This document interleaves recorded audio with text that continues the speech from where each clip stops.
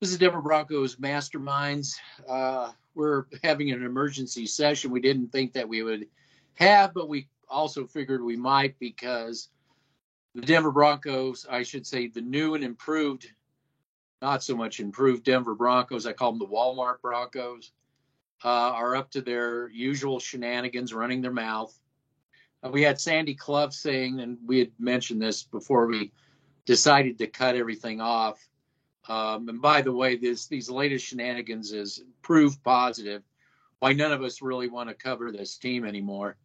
It's not my Bronco. This is a new Walmart brand of Broncos / John Elway created brand new brand of Broncos that, with a losing culture to go with it. But Sandy Clough was saying that never in sports history has he seen a bunch of losers with the big mouth that they have. I'm going to let you guys go for it, and then I'll tail gun it. So you can start. So the Denver Broncos, they're doing anything and everything to be relevant outside of being relevant on the football field. They started off with the Denver Nuggets. When the Denver Nuggets won their championship, they had to drag themselves into it. Oh, this got me obsessed with a Super Bowl ring. This got me obsessed with winning a championship. But you're not obsessed with how they won the championship, which was through player development over 8 years. What has the Denver Broncos been doing for the last 8 years?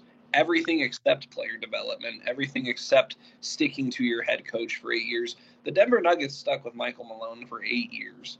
Through the good, through the bad, through the ugly, and out of it, they got a championship 8 years later, and they became one of the deepest teams in the NBA.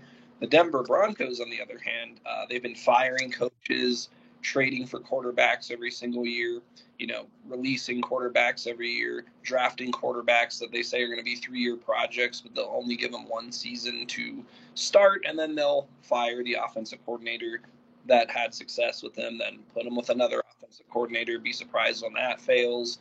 They have an offensive line full of players that are mismeshed from different systems. I mean, the list goes on and on about what's wrong with the Denver Broncos. They probably have the worst front seven in the NFL at the moment because none of the players that are on their front seven fit a 3-4 defense. And it's pathetic to watch this team make the same mistakes. And then they have the audacity to call out teams like the New York Jets, who, by the way, beat your ass last year. And they just didn't have the offensive firepower to make it a 40-point blowout. But it was a complete domination of the Jets' defense, destroying the Broncos' offense. And that's very bold language to be coming off of a season where you lost to the Jets without Aaron Rodgers, without Nathaniel Hackett. And quite frankly, I think the Jets next year, they're going to be out to prove a point 1,000%. And they're going to... Are you sure it's going to be just the Jets? Do you think that maybe some other teams may take issue as well? I hope it's other teams. I hope. I like what I saw last year. I'm very disappointed with the NFL last year. When I see teams like the Titans, who are a running team with Derrick Henry first, throwing the ball with Ryan Tannehill, a week removed from almost beating Kansas City in Arrowhead. When I see teams, like the Raiders, who actually put together a game plan, teams like the Rams, who actually put together a game plan, teams like the Panthers, who actually put together a game plan, we know what the results are. I don't want to see Kansas City screwing around with the Denver Broncos next year. Doing their plan B playbook, their practice playbook. Their what's going to real playbook. Yeah, the practice. Yeah, their plays they're working on. I want to see 50-point beatdowns next year. I want to see the Broncos exposed for exactly who they are, which is a dysfunctional franchise who has no identity, who just draft random players just because John Elway likes their name or just, the hype around them. And I want this PR department to really get exposed to. I hope that teams next year take Denver seriously because Sean Payton's there, but I don't have any confidence that happening, but I hope Kansas City will give them a 100% effort game next year. I have not seen that since 2017. Well, didn't they kind of give up after they laid 27 points on them and said, "Okay, have you had enough already?" Yep. So they went up 27-0 easy with ease, not even trying. And then they start turning the ball over, throwing the ball right at Josie Jewell, throwing the ball right at Justin Simmons. Did you see Patrick Mahomes doing that in the AFC Championship? Did you see him doing that against the Jaguars? Did you see him? No, you didn't. Well, what was their reaction when he did that? They just laughed. Yeah, he didn't, because they. I mean, they thought it was a joke. And this is one thing I don't respect about the new age NFL that we're seeing. Would Tom Brady let his foot off the gas pedal when he was kicking the hell out of somebody? No, he would keep going, stop him, or you're going to get the score ran up on you. Teams nowadays, they play down to their competition, and it has organizations thinking they're something they're not. Exhibit A, the Denver Broncos. Right, scouting guy, we drug you out to do this. Yeah, I'm kind of disappointed that I had to do this, but it is what it is. I like talking to you guys about football. I just want to say this to the Bronco fans out there that, are into this new age rap game and this Walmart rap game, or whatever it's called, the Walmart age Broncos. The Walmart Bronco fans? Correct. Yes, the Walmart Bronco fans. Let me ask you a question. Didn't we hear the same bullshit the last 7 years? I mean, let me ask you this, guys. I've heard this shit for 7 years. The three people that have been right on all this, and I did a video earlier today on the Scouting Guy channel. The three people that have the only authority to talk about this are yours truly, Denver Broncos Mile High View, and the Bubble Man. I don't want to hear from anybody else, because I didn't hear anybody else talking about how this team has been a complete clusterfuck for 7 years. I haven't heard from anybody else about this outside of Rich Eisen, who was in the national media talking about this last year.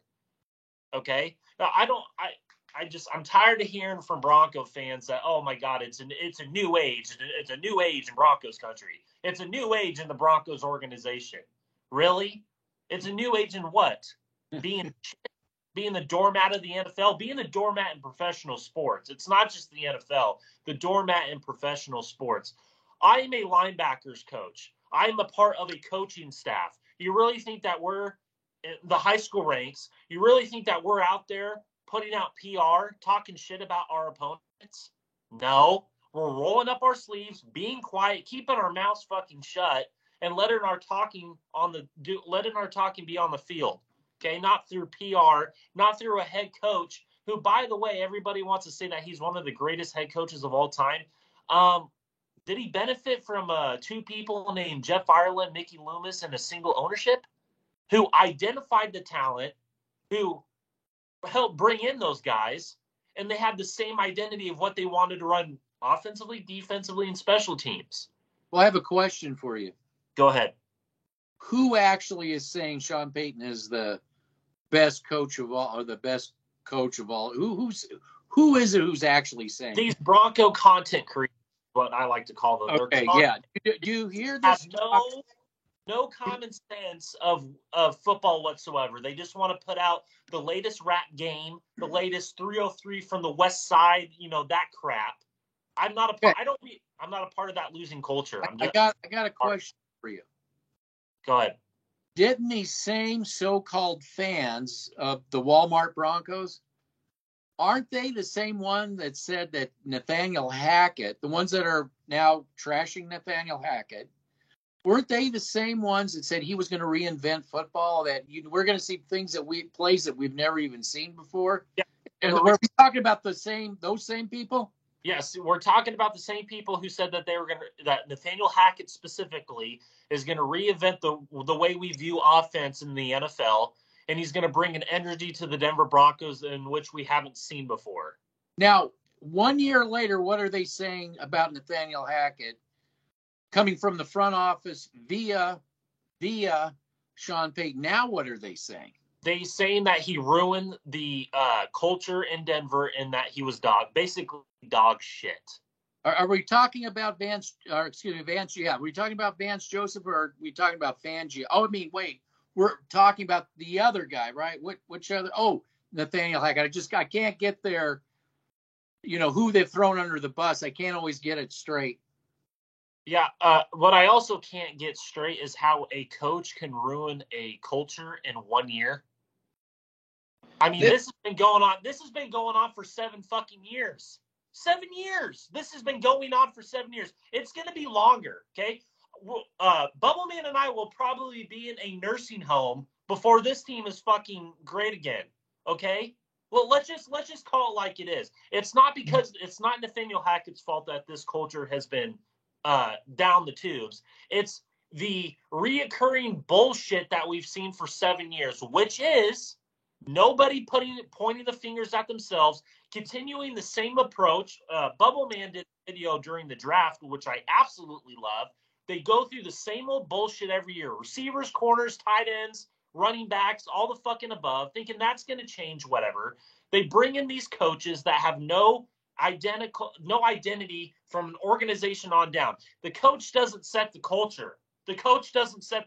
It's the ownership and that organization, the management and the scouting department that establish that culture, establish that identity. They bring in the coach that can help identify those players. They can help establish that identity on the field.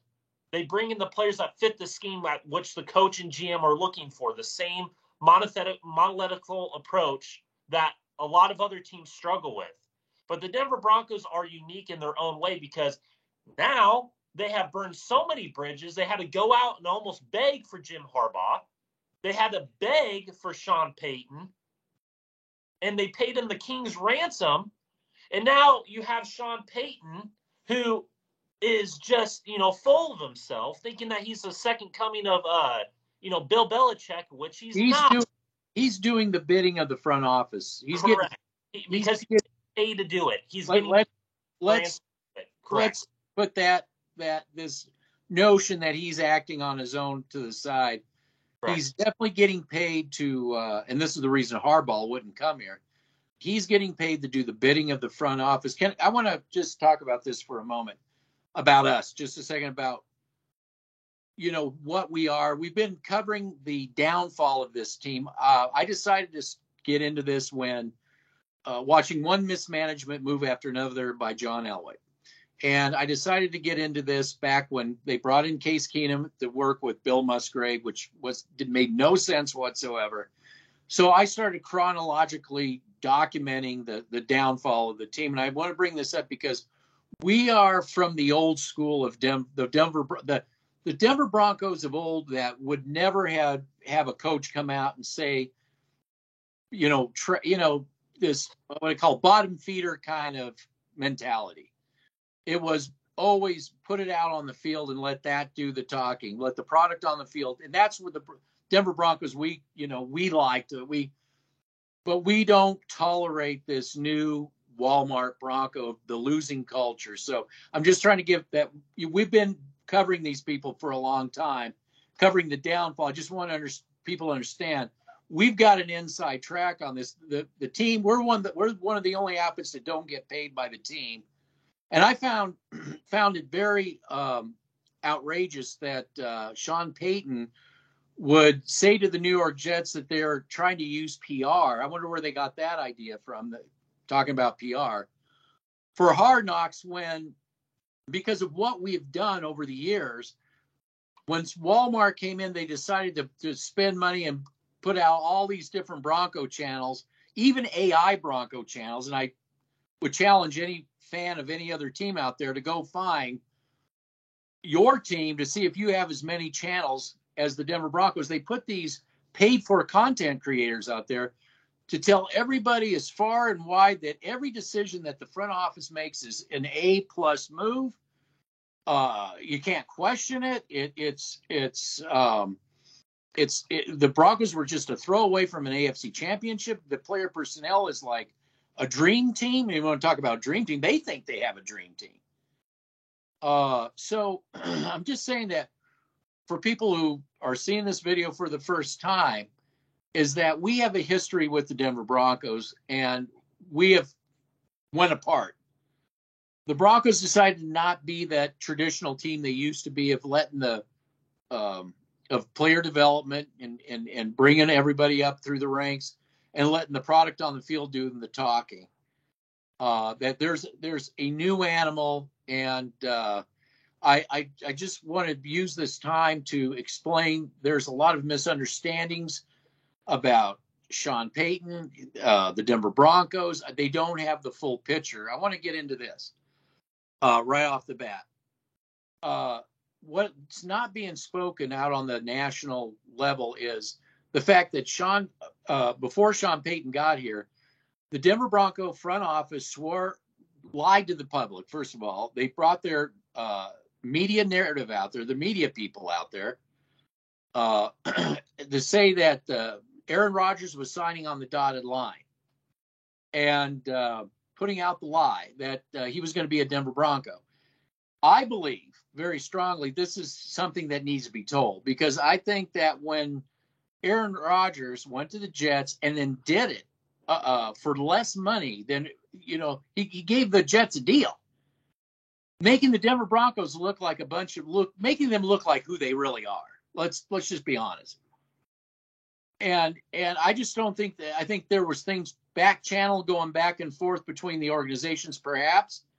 I feel very strongly, and then it culminated with Sean Payton coming out and saying, "Well, Hackett, Hackett, he's no different than Sean Payton," because I don't believe Sean Payton was really allowed to be Sean Payton. I think that it's obvious. We've documented this in spades. All the moves are like they have been for the last 8 years. That Sean Payton has to play in John Elway's created front office sandbox.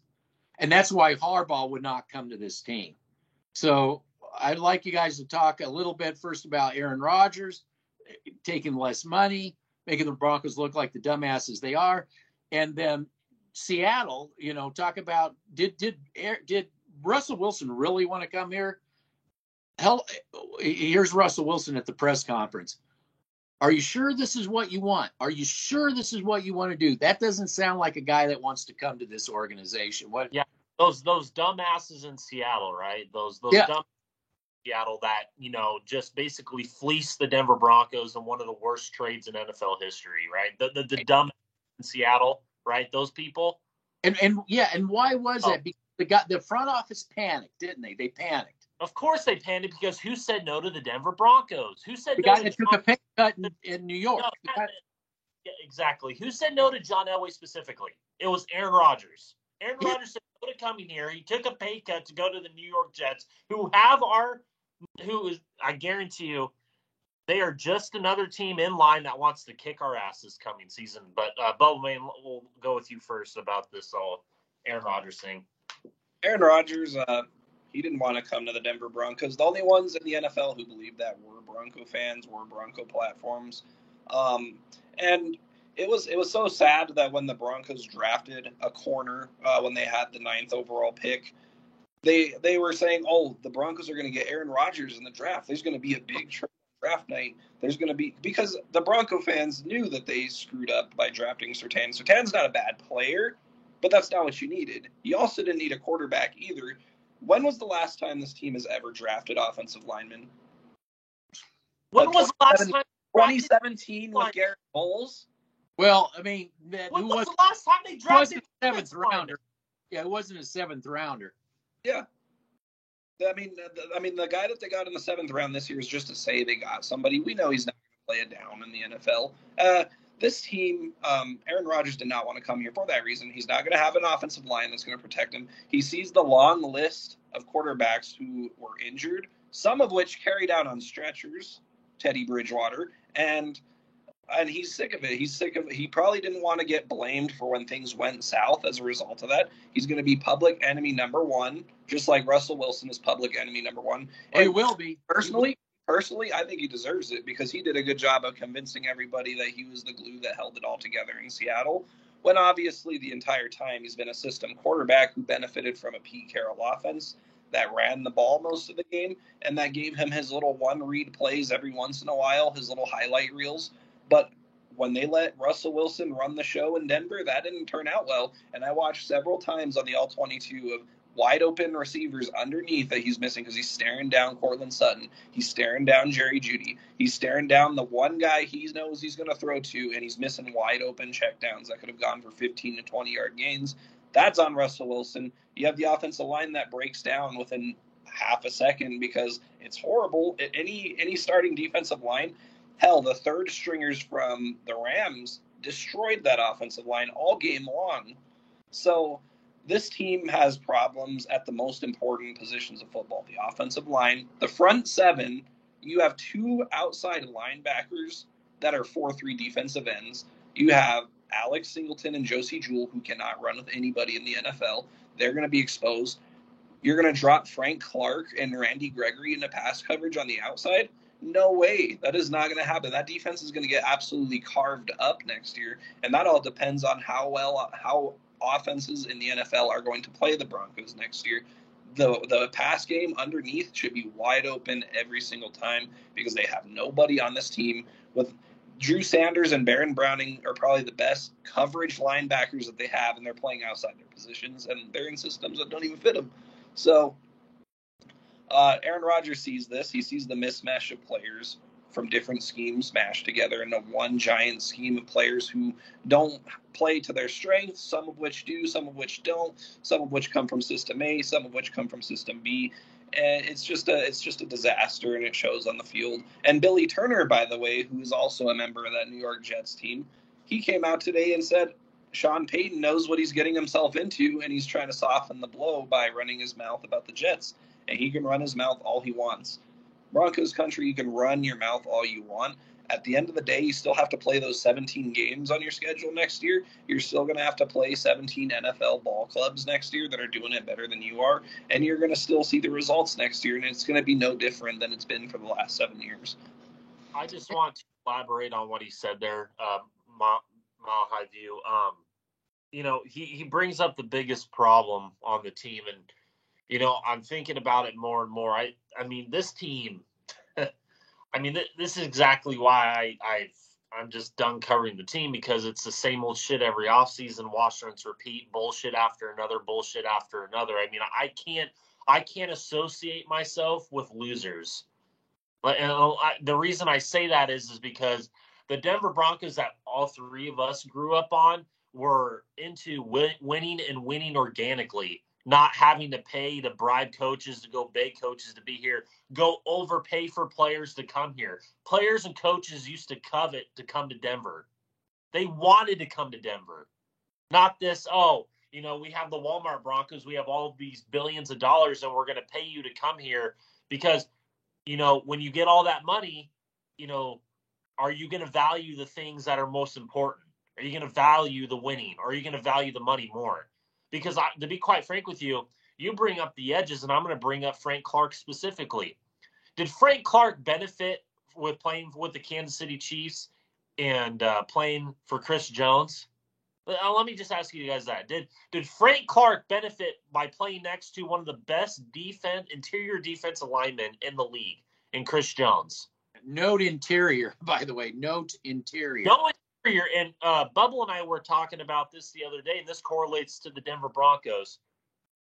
We play the Washington Commanders, and I know they just sold a group ownership, which I'm not a fan of. But how many first-rounders do they have on that front seven? Which, the Washington? How many first-round picks do they have on that front seven? Chase Young, Daron Payne, Jonathan Allen, and Montez Sweat. That's their starters on the front seven. And they run a 4-3 defense, and they're all 4-3 player personnel players. And just because you got Ben Powers and Mike McGlinchey doesn't mean your offensive line's fixed, ladies and gentlemen. You have Mike McGlinchey, who doesn't fit the Sean Payton offense. You have Garrett Hold still. You have Cushenberry. You never address the center position. He's going to be getting pushed back like butter on freaking pan. Like, this is fucking stupid. I don't know. I don't get it. I don't get it. The culture has not changed in Denver. People that are telling you that obviously don't know football. They obviously don't understand the concept of culture. They don't. Okay, we and you were talking about culture. Do you remember any time in sports, let alone the Denver Broncos, you said in sports, where the owner of the team has to go begging for coaches? They have to get on a plane and go and beg to have a coach come. Will you please come in and do you see the Colorado Rockies doing that? They're worse than the Rockies. I told you that. They're worse than the Colorado Rockies. I'm gonna say it. I agree with Mile High View. They are worse than the Rockies. They're the worst run organization in sports. And it's not just the three of us. And also, this whole culture nonsense that is coming up now, the culture concept, who are the three people that were talking about this for the past 7 years? Oh, us three, right? Us three.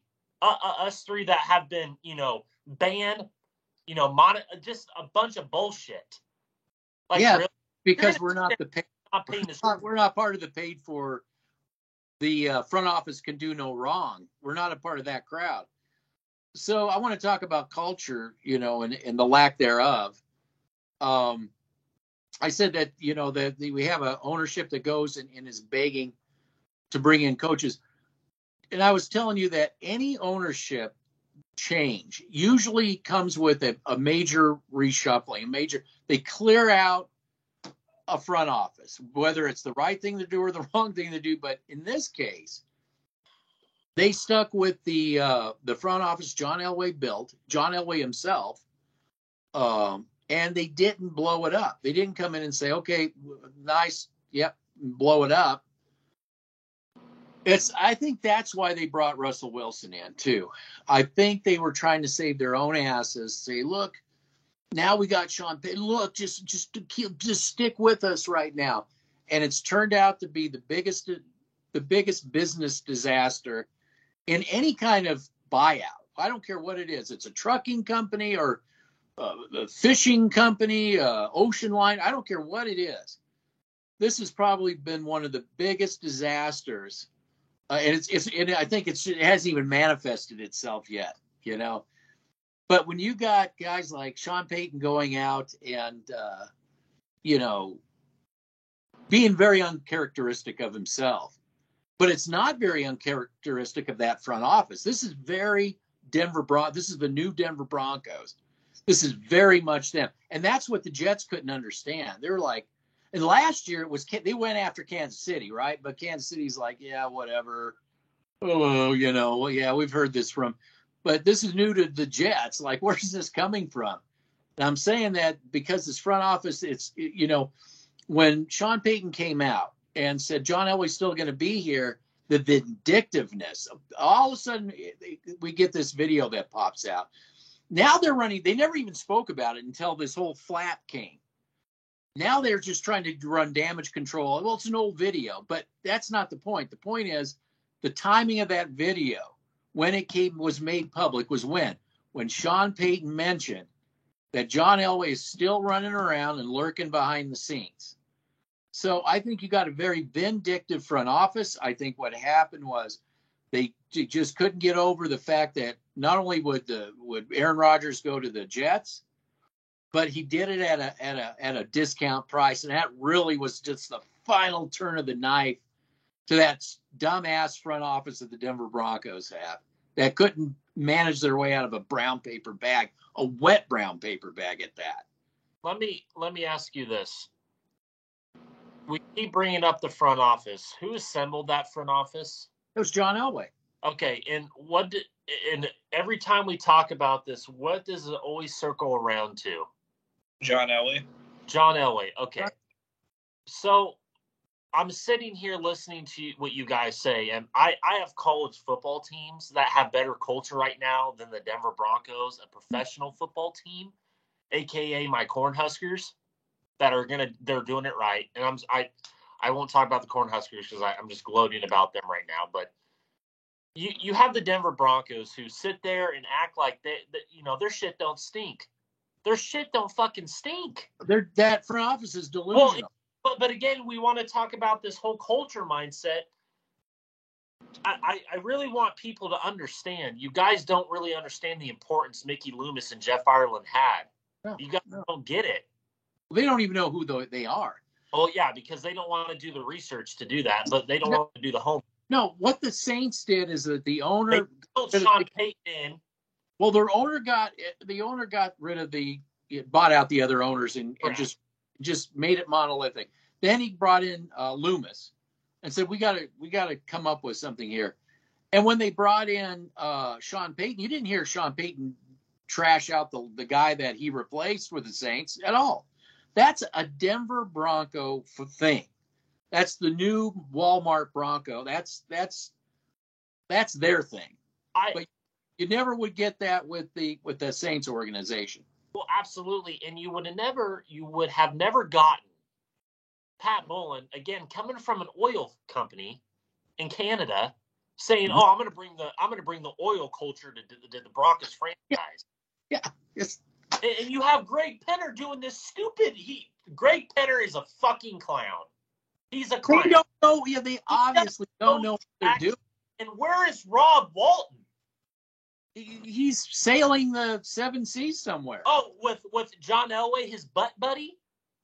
Yeah, see, they have proven without a shadow of a doubt that, I mean, like I said, had they had there's no competent ownership that would have kept that front office. That would have been and I think Harbaugh was trying to tell them, you got to blow that up. You got to, no. What do you mean? No, you're the owner. Blow it up. Well, you have Bubble Man. Bubble Man brings up a great point about this Denver Nuggets championship win. How the Denver Broncos, of course, they can't stay out of the headlines because they're PR ridden and they're dumb. Oh, what Bubble Man said about how they're trying to ride the coattails of the Denver Nuggets championship. Like, just shut the fuck up. Just shut up. You roll up your sleeves and do your job.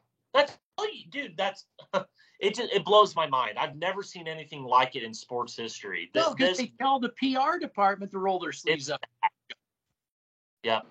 And there's a video of Jamal Murray, Russell Wilson in the crowd trying to get a high five from Jamal Murray, and Jamal Murray straight up ignored Russell Wilson. that goes to show you that even your own sports franchises have had enough of your shit. Yep. I mean, for Jamal Murray to ignore Russell Wilson in the crowd for a high five, that speaks volumes to me. And it's even more pathetic that the Broncos had to find a way to insert themselves. I had a feeling it was going to happen because that's what they do. They're relevant for everything but what's on the football field. And they want to get their identity with championships by doing nonsensical stuff like that instead of minding their business, doing what you said, roll the sleeves up. Obsessed. Well, but then you have Penner bringing up a diverse coaching staff. I'm like, first off, you need to have a coaching staff that has the same aligned vision of what players you want to fit your scheme wise.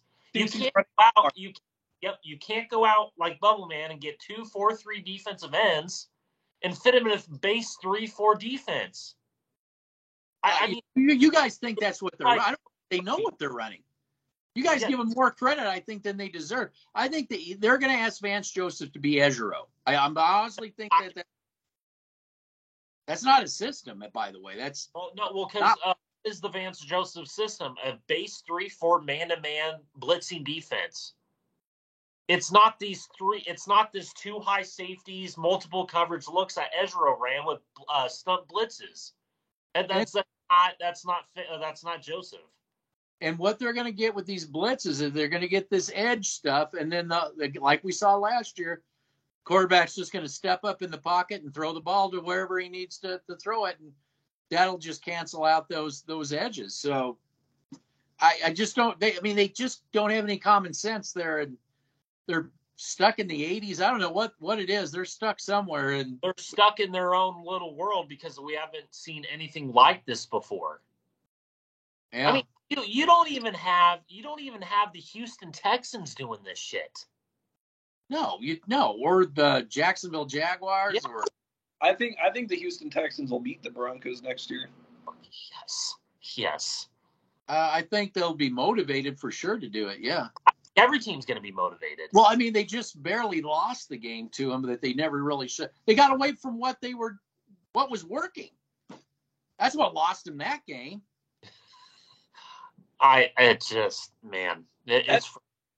Me personally with Nathaniel Hackett, I respect Nathaniel Hackett for saying he lost the political war in Denver. I respect the head coach of the Jets backing up Nathaniel Hackett right when he got to New York. So that's something that the Broncos would never dream of doing. And I'll be rooting for the Jets in that game. I will be rooting for the Jets. That's how pissed off I am with this organization. There will be a Sunday where I will actively be rooting for the other team to kick their asses because Sundays where I'm not even going to watch the game because it's so pathetic. And at the end of the day, I mean, what did Nathaniel Hackett say before Mile High View was saying that about you sure you want to do this? What did Nathaniel Hackett say in his introductory press conference when the question was quarterback away? Exactly. That's the first he did. Sean That's Payton the first he said. The fact that that's the thing that he said was, we're not a quarterback away. I know that George Payton and John Elway had a problem with that. And here's what it is. This is what it is. Nathaniel Hackett's the scapegoat of the worst trade in NFL history. The Broncos, they had two paths they could have taken. They could have used the draft capital that they accumulated from trading away Von Miller to build the team the right way from the inside out. The Broncos, too prideful, apparently. They're still stuck in 2015, apparently. They think that they're still just a quarterback away. They think that they're one quarterback away from returning to the Super Bowl. And that's John Elway. That's him.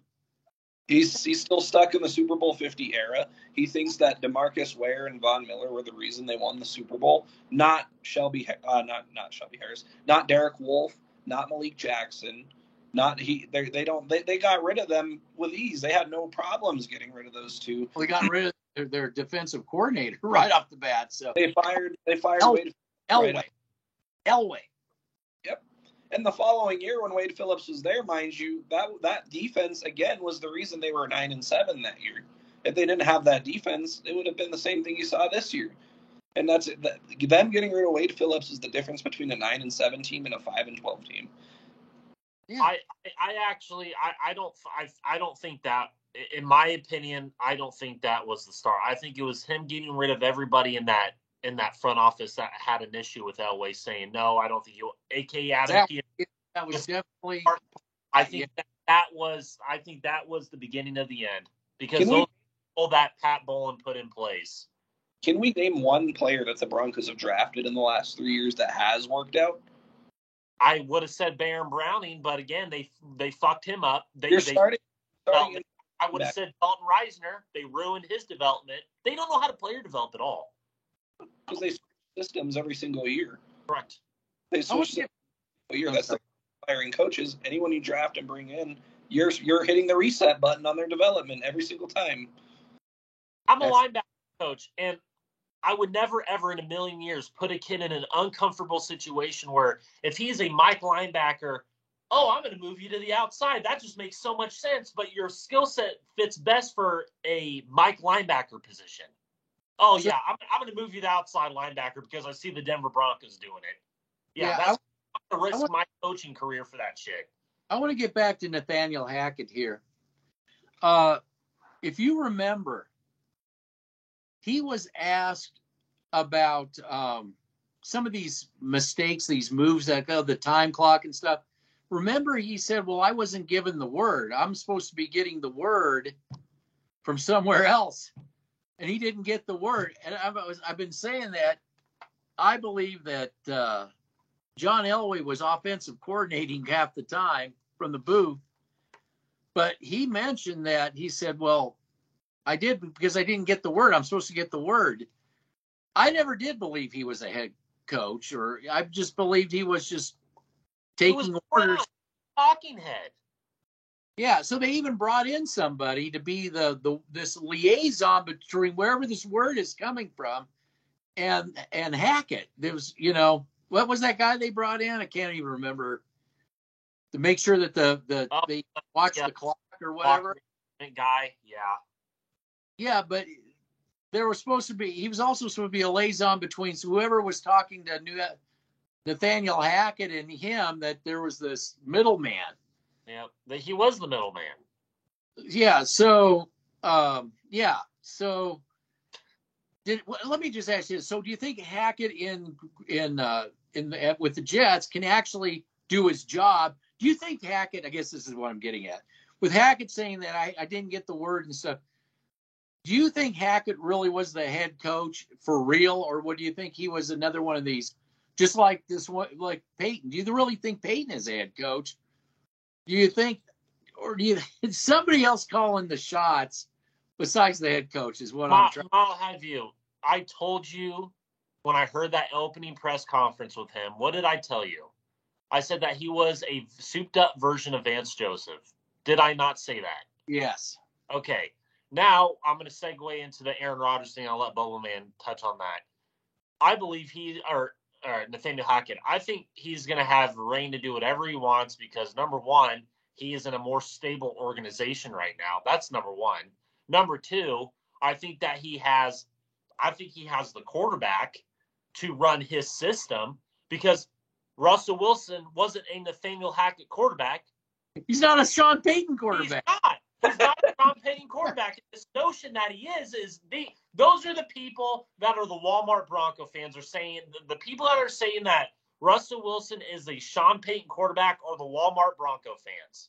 That is how much you want to guarantee that these were the same people that said Hackett was going to reinvent the wheel. I bet you $50 they're going to come out and say, well, we never said that. I have videos saved from these content creators saying that, oh my God, it was such a great hire. And then when they fired him, I knew it was not going to work out. Oh, okay. We never said I've heard that before. They're talking for the front office all the time. Mile High Huddle called the offense innovative during camp last year. He said Nathaniel Hackett brings innovation and energy to the offense. I literally. Well, didn't we have people say that? And I've heard this too, where they're saying they said last year that they went to training camp and the players were motivated. And then I'm now hearing that under Nathaniel Hackett, when they went to training camp last year, they weren't motivated. They didn't have the proper technique or the proper player development. What? I gotta ask you guys this. How would you like to have a job where your job is to polish the turds for this front office? How would you like to look like a fool? I already have that type of job working for. How'd you like to look like a dumbass out in public every year? Like, I didn't say what I said. Yep.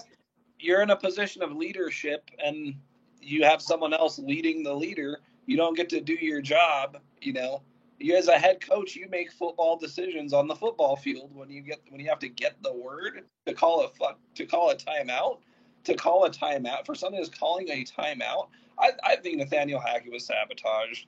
I think the Broncos front office, they knew they screwed up with Russell Wilson. But what makes me more mad about the trade for Russell Wilson isn't just the capital you gave up. You guys signed this guy to a $250 million contract before he took a snap. And everybody around the NFL is saying this right now. Is Russell Wilson going to take the pay cut that Aaron Rodgers took? No, not a chance. Hell, take that. You know why? Because they're going to throw him under the bus at some point after this season, I'm sure. Oh yeah. Now it'll be the quest for the quarterback. It's going. Oh my God, we got to look at. We got to get a quarterback. Who can we sign? We got to give him all this money.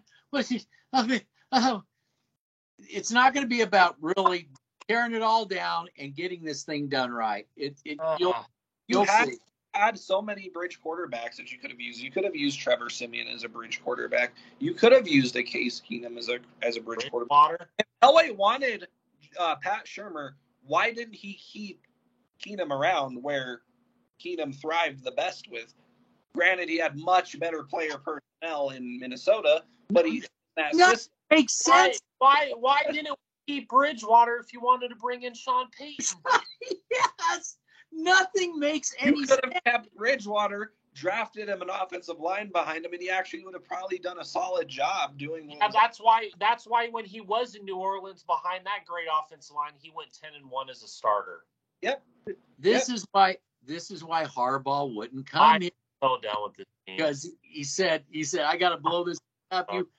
Your front office does not know what they're doing.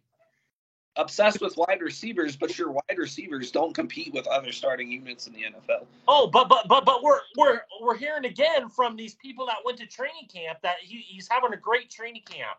Yeah, Jerry Jeudy's net. How many years has it been for Jerry Jeudy? How many breakout years for Courtland Sutton? I'm hearing next Michael Thomas. I just Yeah, can't. they're in shorts. They if you notice that, they win the Super Bowl in the off season in their shorts, right? Didn't they say last year that Cortland Sutton is a B version of DK Metcalf? Yeah, it's gonna be a game changer. Oh, man. My God. Oh, man. Yep. And I then mean, the first thing that Marvin that Sean Payton wanted to do was get rid of this receiver core. this receiving core is garbage, and they're paid. They're the third highest. The organization's garbage. Like how many receivers do these people draft, sign, and they still can't? Marvin Mims, who tweaked his hamstring. Already, your traded up draft pick. Yep. Already in. I'm sick. And Billy Turner, I respect Billy Turner, and I respect the coaches, players that come out about this crap because I think it's going to happen more and more and more. But Billy Turner, I question whether he was really hurt last year. I think he didn't want any part of this organization. He just was like, I'm injured, I'm not playing. I question if Justin Simmons was hurt. I think he got benched. I think he got it was so bad.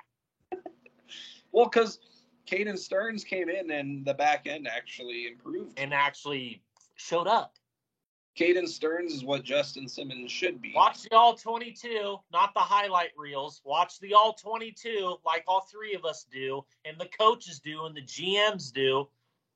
They're talking if they don't throw lollipops to Justin Simmons next year, he's going to be in a lot of trouble. A lot of trouble. I think the Denver Broncos pay off organizations to do stuff like that because there's no logical reason as to why these quarterbacks do this. I don't see it is weird.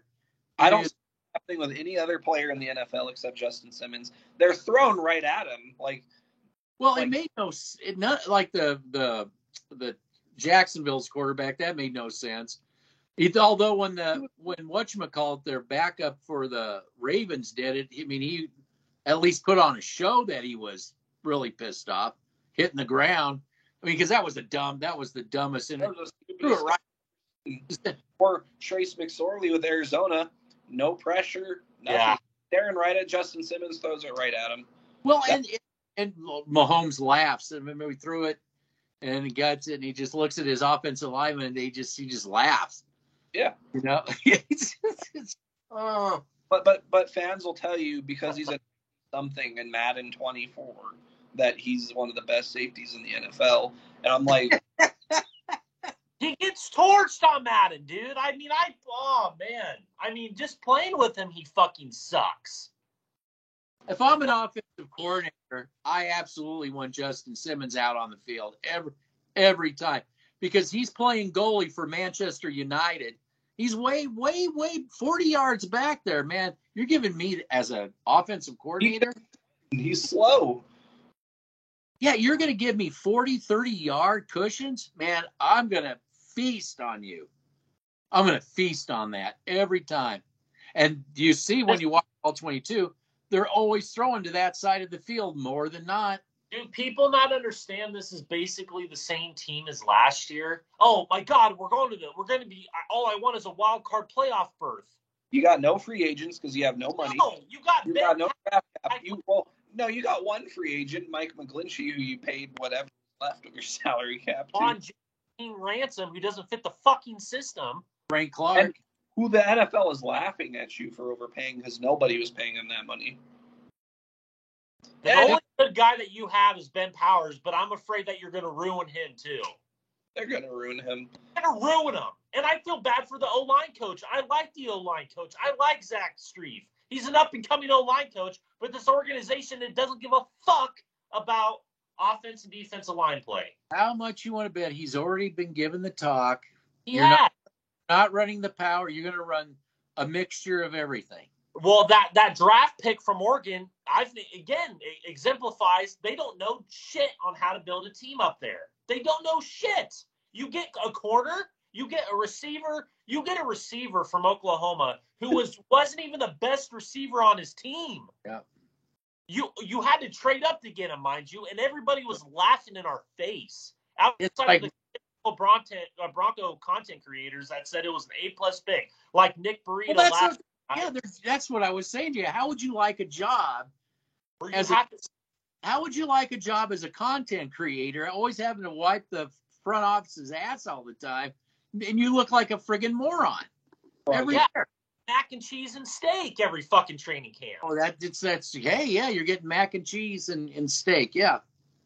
And I have to pay tickets to go to training camp? Fuck that shit. Well, thank you, Walmart. Well, you got to pay for all that mismanagement somehow. Yep.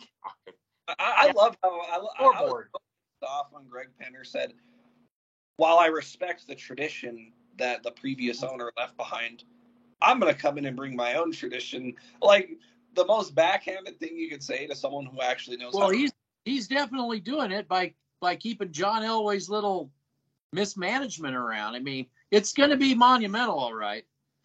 I just don't think it's going to, and I just don't think it's going to go the way he thinks it. I believe he's clueless. I mean, I don't think he has a clue. Not just Penner. And Sean Payton, the way he's acting, totally different than the way he carried himself with the Saints.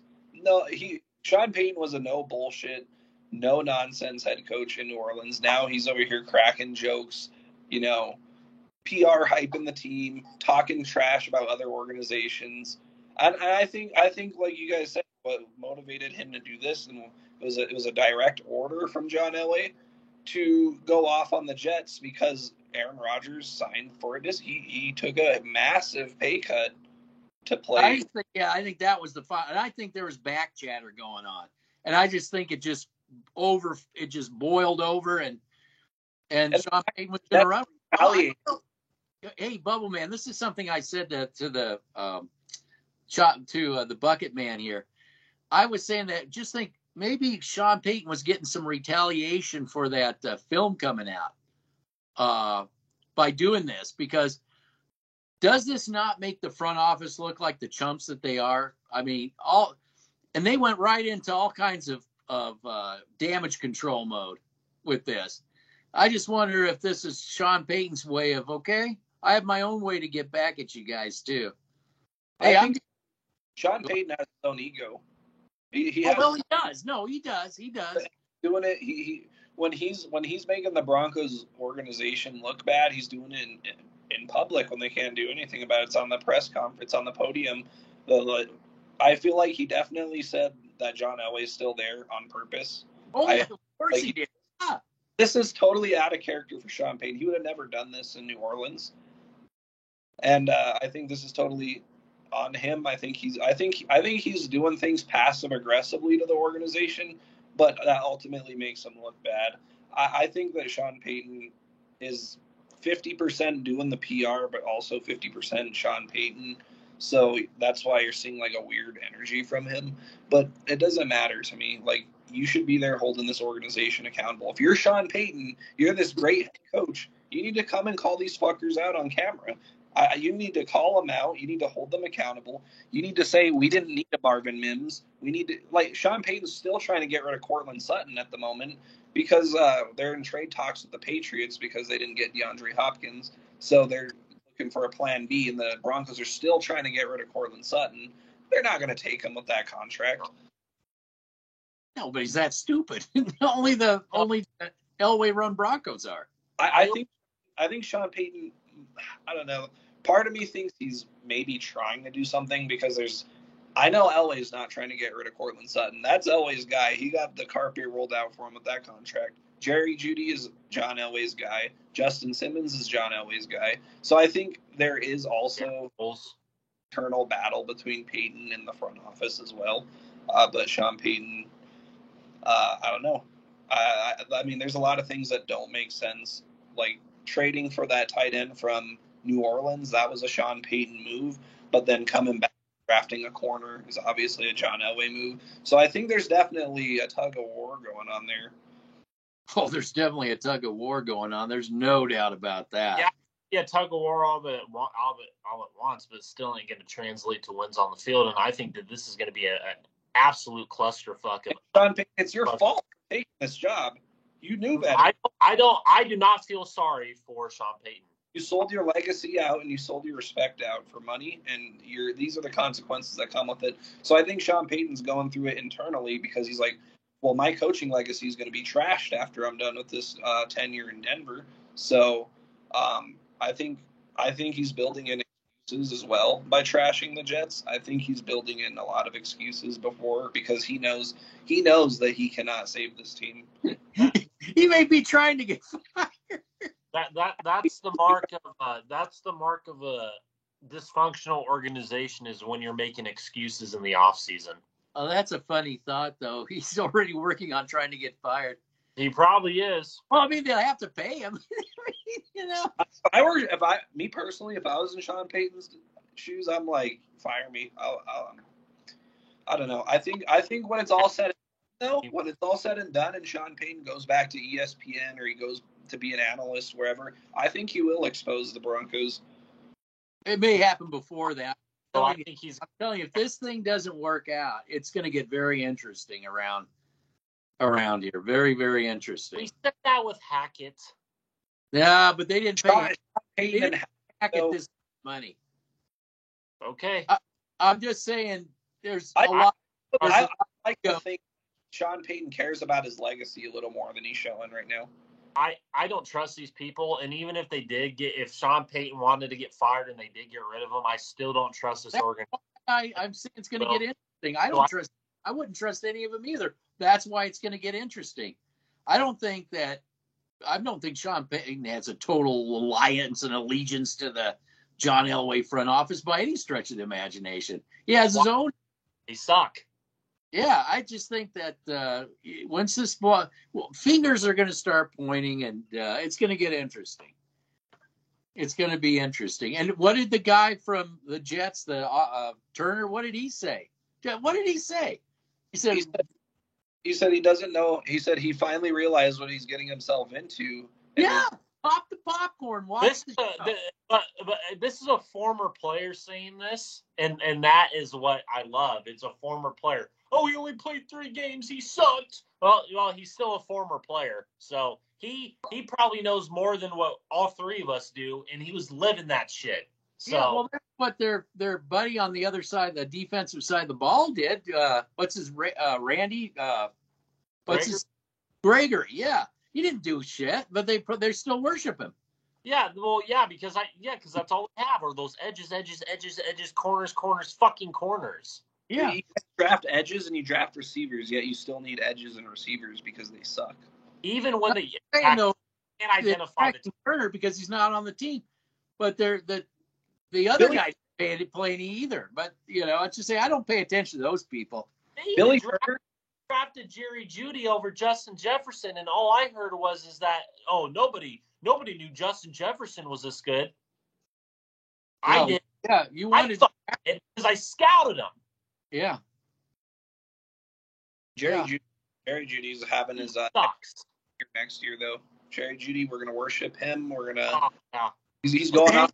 Everything on Jerry Jeudy. Yeah, they're hanging everything on him. Jerry Jeudy will probably get injured, or he'll again have his same old dropping passes, not getting open, jogging on his routes. Yeah, well, Jerry Jeudy, he gives you 50%. He'll give you 100% sometimes. He's unpredictable when he'll give you when he feels, but once he feels like he's slided, you're not throwing the ball to me enough. Yeah. Yeah, you threw the ball too hard, Locke. I'm going to put it on Twitter. Yeah, you threw the ball too hard. And then I'm going to ball out the last 2 games of the season, and then you guys are going to pay me that 4-year, $100 million contract. Because I think that this organization would be stupid enough to do that. Courtesy of blown coverages by the opposite. Courtesy of playing against backups. Wow. It's just this. I just think that there's teams around the NFL are looking forward to that Bronco game. Yeah. I'm looking forward to it. I'm rooting for the Jets in that one because I ain't going to be watching them because they suck. I'm definitely watching that Jets game. I'll be satisfied that if it happens in Denver on that giant jumbotron where the final score reads 45-10, I'm going to be laughing. I'm going to be laughing my ass off. Well, what I know where this organization is going. It can't go any other way. And I just can't wait till this ownership is faced with the mismanagement that it created. I just can't wait till they can't escape it anymore. That's what I'm waiting for, is that this ownership cannot escape, and it's going to happen. It's going to happen. Players, they're paying the dollars. The players that Elway signed. Oh, Bucket Man, you think that they're gonna escape that? They're not gonna escape it. They're reality is gonna say they have all the money in the world to fucking. It doesn't matter. It doesn't matter. Okay. All right. They are already they are going to be such the laughing stock, and they will not be They able. Already are. I know, but you haven't seen anything yet. You haven't seen anything yet. Yeah, you got money. Yeah. Just like a fire hose, just spray it around. See how that works out for you. Go ahead. Yeah, go ahead. All right, we'll see what happens. I got 5-12 as their final record next year. Yeah, I mean, 4-13 is possible, but 5-12 is me being generous. If everything goes their way, the ball bounces their way, and teams don't try against them, maybe 7-10, maybe. I think they're on their way of losing Sean Payton. I think their quarterback's already toast. I think that's already, and they're going to be desperately looking for that new core. They're going to be heading for the old Jets. They're going to be heading for the old Cleveland Browns.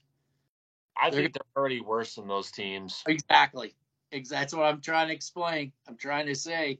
No, but you know what? You'll have the go listen to the Broncos content creators. That's going to even be better because I've accepted it. I've accepted the fact. I've accepted it. Just go listen to those bullshitters. I can't wait till they have to go do their job with like a 2-15 team. You know, it's going to be this time. You're going to tell me, Cecil? Oh, so what's the excuse now that Russell Wilson handed the ball off the ball wrong like Drew Lock did, and that cost us the game when you're down 14, 24 points? Yeah, man, it's all Russell Wilson's fault. We lost the game, ladies and gentlemen, because he handed the ball off wrong. That's coming. Yep. And you're gonna get rid of George Payton, and then you're gonna get rid of Vance Joseph, and then you're gonna. That's coming. That's coming. I can't believe the Broncos threw Vance Joseph under the bus, and then Vance Joseph still came back. That's because that's beyond me. Well, did he get an offer anywhere else? Yep. I mean, this was only. I mean, if me personally, Vance Joseph, I would have retired. All you need to know. I mean, this to show you how dysfunctional and toxic this organization is. They vilified and crucified this man and they brought him back for round 2 as their defensive coordinator. And mind you, their defense under Vance Joseph with better player personnel was not very good. It's going to be way worse next year, especially when they're going to have to rely on the speed of their linebacking unit to cover. Because Vance Joseph had the opportunity to get that player personnel. Zaven Collins, Isaiah Simmons, Zach Allen, guys like that. Zach Allen came from Arizona. But again, Zach Allen was surrounded by better talent and better personnel in Arizona than he is coming to Denver. So, everybody's saying that we're going to miss Draymond Jones. I think Draymond Jones is going to ball out in Seattle. I really do. The system that fits him. He fits the system up there. Yeah. Yeah. And I hope Locke gets a chance in Seattle too, eventually, and I really hope he makes the most of it. I think Locke is done. I think Denver ruined him. Yeah. Just like every other player. Yeah, that's part. Just like they ruined Chad Kelly, Paxton Lynch, Trevor Siemian, Dalton Reisner. They're going to ruin Drew Sanders. Baron Browning. I mean, the list of these players that are just in the graveyard because of the Denver Broncos, insane. They waste people's careers. This is the organization you go to die. Exactly, like coaches too. Yep. And the Grim Reaper is right on the doorstep of Drew Sanders, and that's unfortunate because I actually like him as a player. I just don't like where he's at. Yeah, the system they got him in. I think Edro left. I think he escaped I think he knew that I think he knows that the defense is a paper tiger. And I think he knew that teams were just running their B plan, running their trick plays, running the things that they needed to work on when they played the Bronco defense. For the most part, that's what they pretty much ran into. And I think that he definitely was like, man, I'm going to take the first exit out. And I think that can't be and there's nobody else that was going to come here. So they both were stuck with each other, Vance Joseph and the front office. So, and not to mention, Ejiro didn't want the head coaching or the interim head coaching job. That tells you everything you need to know about the organization that's there. Ejiro is probably the only no nonsense person there, and he ran for the hills. Well, I think they did Hackett a favor. Me too. I mean, Hackett ruined his chances because he chose the Denver Broncos of ever being a head coach again. But I think me personally, I think Nathaniel Hackett's more of an X's and O's kind of guy. He's not really a leader of men. And I think he'll do well as an offensive coordinator in New York. And they're supporting him, and they're bringing him the players and the pieces that he needs to run his offense. But more importantly than anything, he will get to run his offense in New York. That's the most important part. He did not run a Nathaniel Hackett offense in Denver. That never took place in Denver. He screwed up with the timeouts and stuff, and like he said, he was waiting for the word. From upstairs. Yeah, he didn't get the word from upstairs. He didn't get the word from upstairs. I'm like, what? Like he was asking for the word. Yeah, dysfunctional, toxic, and that's what the Denver Broncos are now becoming, and it's becoming very apparent. The new Walmart Broncos. I'm thankful. I'm so happy that the Jets retaliated against the Broncos, and basically, the moment the Broncos headline came out that Sean Payton was talking like this, instantly the Jets retaliated, and that shows me that the Jets are actually going to try for that game. They have that game circled on their calendar, and there's a lot of talk around the league about that. It's just your typical what we don't like about this new Denver Broncos. Very slimy and very gross and just unprofessional and not the Denver Broncos, that's for sure. Yeah. This is your cellar dweller, your Sav Sev type, shit. Not your Pat Bowlen. It's your Sav Sev, not your Pat Bowlen.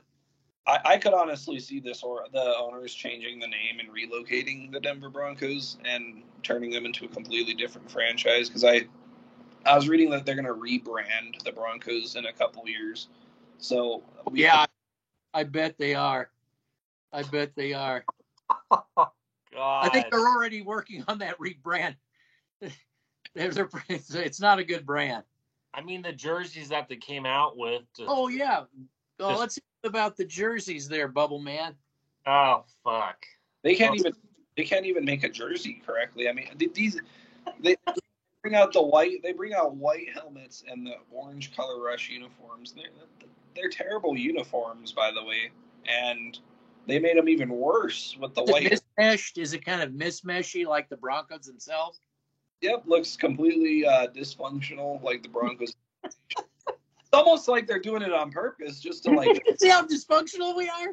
It's their biggest announcement of the offseason. It's something to look they spent that release. Yeah, they spent 2 weeks with the build-up for a white helmet. And PR, you got the PR. You got to have that. Yeah. Meanwhile, you have teams like Seattle with the throwback uniforms of the old school Seattle Seahawks. You have teams actually changing the Broncos color rush uniforms with white helmets. We're going to call it a day. Terrible. They could at least put white jerseys with the white helmet. That would have looked decent, but they didn't even. I don't know. I really don't know. And just about how we're this close. We got close, guys. Sean Payton's going to send us to the Super Bowl next year. He's got a magic wand, right? He's got this magic wand. Just like Russell Wilson did, right? Yeah, just like Nathaniel Hackett did. Oh, yeah. We're close, man. We're close. We're just right there, even though we're 5-12, even though the year before. Yep. Yeah, they're close to the loony bin. They're very delusional over there. I went off on the Mad Fanatic on Instagram because he posted that stupid ass song. I was like, you don't believe a word of what you're saying. Use your platform to actually hold the organization accountable. He's all, I do believe every word I'm saying. I'm like, yeah. I mean, there's people out there who, you know, are grown men who think that who believe that they're women. So yeah, that's the most important thing on the planet right now. Yeah. So we're heading to World War III, and the whole planet could get blown up. But that's what's important. Yep. Or the fact that I get taxes taken out of my check and my roads are terrible, police department non-existent, and you know, just theft basically. They're sending it to Ukraine, you know, so Ukraine can drop some bombs on the Russians and get. I just never understood these Bronco fanatics that rap about the Broncos and that are a part of gangs. I just don't. We're gonna lose big. We're gonna lose big. We're gonna lose big. I don't understand why you'd be proud for that. I just don't. If I was born in that situation, your number one motivation should be this situation. I would be doing it by 80. We're gonna lose big. Yeah, we're gonna lose big. Savage said we're gonna hear about how Sean Payton and that Walmart money is gonna carry us to the promised land. Oh my God. Yeah, well, that no. You just gotta smoke enough crack to buy into it. we know his wife does. You'll lose big. He's just gonna lose big. You're gonna lose big, big. Oh, that's what we've reserved. Oh my God. That's the face of Broncos country. That's where we've regressed to. That's the face of society. Big. I just got some bad news for the Jets. When they do kick the Broncos' ass, they aren't going to. These new Bronco fans, they evaporate. They're like, they just. Well, no, they said they want to get rid of their YouTube channel every fucking year. Oh, I just can't take it anymore. I just can't take it. I think I'm going to take a break from YouTube. Later, I'm going live. We're going to lose big. Yeah, we're going to lose big. We're going to lose big. Oh, God. Okay, the Denver Broncos are at it again. Let's go kick their ass. Yeah. Most of my time is going to be invested into covering the Denver Nuggets, an organization who's doing it right. Because I can't stand the Broncos. They're a waste of time. They're a waste of time. Yeah, they're again for the 7th season now in a row. They're working on that rebranding. Most of my time is gonna be Huskers, and I think they're gonna relocate. I think they're gonna rename, and they're not gonna be the Denver Broncos, and I will find myself rooting for another team at that point because they're gonna lose big. Yeah, they're gonna lose big from the east side. 303. From the 303. From the West Coast. Yeah, where I did crack in a prison. Where I did crack in prison with my blue bandana. I'm proud of that. I'm going to talk about my life story. We're going to lose big. I want to use my life story of going to prison as motivation for the youth. But I'm not promoting the gang lifestyle, dude. But I'm not. Yeah, we're going to motivate the youth. Yeah, good job, man. Good job. The Broncos should be playing the Jets in New York. That's where it should be. I wish. That's where it should be. It's almost more fitting to be in Denver, though, just so Nathaniel Hackett could kick their ass in Denver to make a bigger statement. I hope the Jets show up to that game. I hope the Jets team, Aaron Rodgers, plays like vintage Aaron Rodgers that game. How much you want to bet Nathaniel Hackett will be on that sideline, and when that final whistle blows and the Jets are up by 20, 30 points, and they kick the shit out of the Broncos, how much you want to bet that Nathaniel Hackett's just going to be fucking just, yeah! I hope he goes up to the Broncos coaching staff and or he points up to the press boxes and flips them off and says, fuck you. I hope he flips off the stadium and it goes on the Jumbotron. Yeah. Like Peyton Manning did? Yep. That was directed to Elway. Yeah, that was directed right to Elway. Right. Yep. Peyton Manning. Well, I think Peyton Manning retired because they put him in a freaking Gary Kubiak offense that didn't fit. They ruined Peyton Manning. We lose big. We got to lose big. They injured Peyton Manning twice. God. They ruined Peyton Manning. They ruined him. Just can't stand this. They even ruined Von Miller. Well, Von Miller wasn't going to play Elway's PR game. The GMs. Yeah, the GMs. The GM. I like when he went and talked to Oakley Dokley Stokely. Yep. What? Nope. Yep. Just whatever. Got so pissed off. It's like, I'm not playing your game. Also, I thought when Sean Payton took over, he said that he was going to be quiet in the offseason and they were going to focus on themselves. Yeah. What a bunch of yeah, that's when they hear they make a bunch of fucking shit. Yeah. You're like, we're going to roll the sleeves up, we're going to put in the work, and we're going to work quietly. Also, them calling out the Jets for no reason. Billy Turner said it all. Yeah. He knows he knows what he's got himself into now.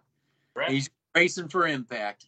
He was not injured at all last year. He wanted no part of this organization. He see, you as an offensive lineman, and you're playing for an organization like this, are you gonna waste a year of your career getting your brains bashed in by defensive linemen when you could just sit on the bench and get paid and wait for a better opportunity to come around like the Jets? I think he's not the only player. I think he's not the only player doing that. Nope. I think Ja'Wuan James did the same thing. Oh yes. But I think Mike McGlinchey's going to be the next one that does it. I think there's a lot of them. I think Gregory probably is already doing that. Oh, Gregory's been doing that his whole career. I mean, yeah, he's a career hot tub time machine guy. But he's a 3 outside linebacker. That's why people tell me it's not hard for a defensive end. It's not a big transition for a defensive end to be an outside linebacker. It's like, oh, that's crazy because you have to drop into pass cover. Who is Randy Gregory covering in pass coverage? Oh God, yeah. You met Mile High View and I did film review, and all we got was, "No, you don't know what you're talking about. That's how you can film." You guys look like idiots now because we actually looked at the right film, and I did film review upon film review on this guy, Randy Gregory, showing the weaknesses and how he was in a better situation in Dallas, and Dallas doesn't even miss him. They laughed at us when we gave him that contract. I was livid when they gave him that contract. I was pissed. Back when I stared and expected it. Went out and got better interior defensive linemen. I was so pissed. Freaking Dallas happy. They were happy. They were happy. They said, I don't know what you guys are thinking, but I'm glad you did that. Yep. Goodbye. Good riddance. Yep. J.L. Skinner and Riley Moss. Well, I mean, this team, I just can't. I just can't with this team. They could have at least put Caden Stearns out there to start at safety, a strong safety. I like Caden Stearns. He's probably the one player I look at. I'm like, oh, that's a good player, but then he's wasting his time in Denver. He's wasting his talents in Denver. I say the same thing about DJ Jones, Ben Powers, guys like that, Caden Stearns. I would say the same thing about those players. But they're in an organization that's going to hamper their development. Unfortunately, that's what there's too much that goes on. Yeah, that's what they're defined as. Well, you could have. Bubbleman brings up a great point about this year's draft. You could have had Travis Jones last year, and then you got Nick Burrito, who didn't do jack shit. And I mean, the sheriff. I review on Travis Jones, and I got laughed in my face. He was on the board, and who picked him up? The Baltimore Ravens did. Because they know what they're doing. Yeah, they know what they're doing. Yeah, of course they do, because they have single ownership and a proper organization to run franchise. Except they paid Lamar Jackson all this money, but I mean, yeah, I'm not a big fan of Lamar. Lamar's a terrible quarterback. I'm not a fan of him at all. I would say Lamar would be a good quarterback if they put him in the right system, but I think I think that's the problem. I think quarterbacks have too much say and they want to be players. I think he's like RG3, who tried to redefine him as a pocket passer, but he was more of a spread read option quarterback, in my opinion. But those players don't last long in the league. That's my thing. Like they're long term committing to a guy who's already showing that those injuries are going to catch up to him with his play. I think he's on his way out of the league, in my opinion. I mean, when I watched him against the Broncos, I wasn't impressed at all. You think those running those spread running quarterbacks are going to kind of go the way of running backs. They just won't have the longevity. Yeah, Well, Newton.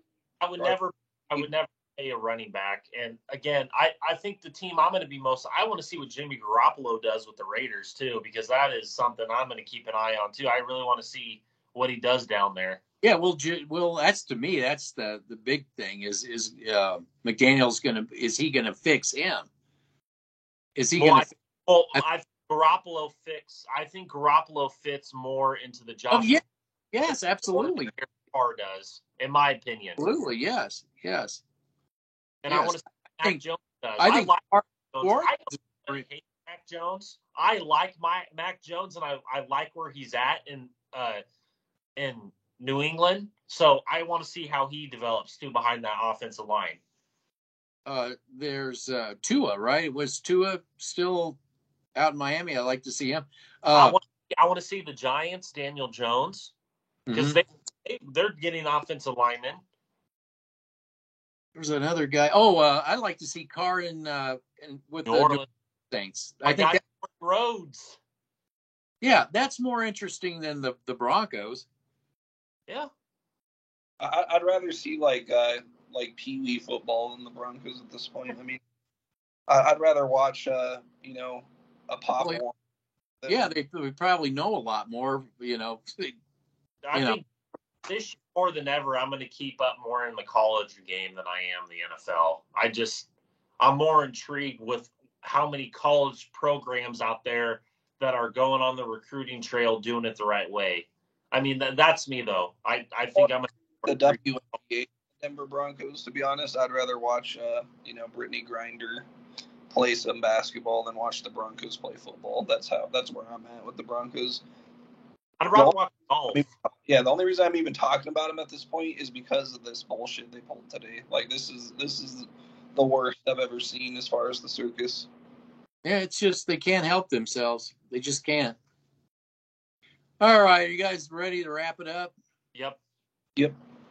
All right. Hey, take care, and I'm sure we'll talk about it once everything implodes again.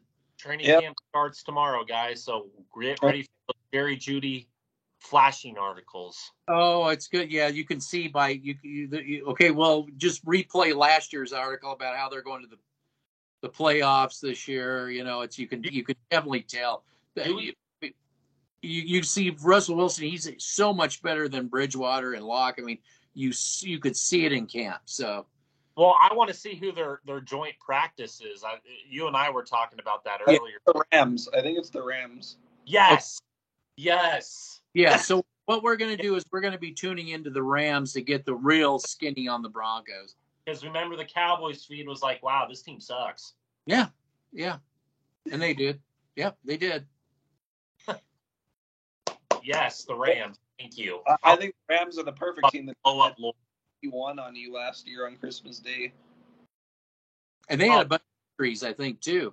Yeah, I mean they went up against third string defensive line, getting blown right off that line of scrimmage every single play. So, I mean, that tells you everything you need to know about offensive line and defense. That the Broncos lose every play in the trenches, and that's why their offense is basically paralyzed. So.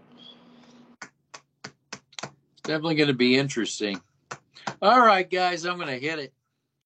All righty. You guys have a great night. You too. Bye-bye.